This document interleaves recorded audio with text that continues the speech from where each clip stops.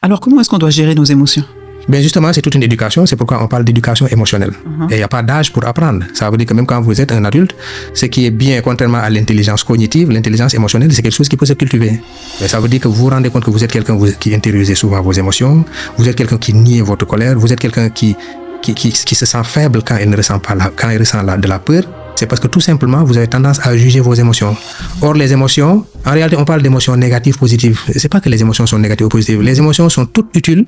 Elles ont juste un caractère agréable ou désagréable. Mais ce qui est important à retenir, c'est que l'émotion est un messager qui vous renseigne sur le niveau de satisfaction de vos besoins, qui vous permet de garder l'équilibre.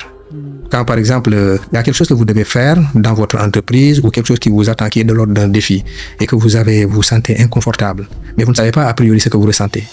Pourquoi vous ne le savez pas? Parce que vous brouillez, parce que vous n'aimez pas ce que vous ressentez, vous êtes en train de juger ce que vous ressentez. L'éducation émotionnelle commence par être à l'écoute. Vous tournez à l'intérieur de vous pour comprendre qu'est-ce que je ressens.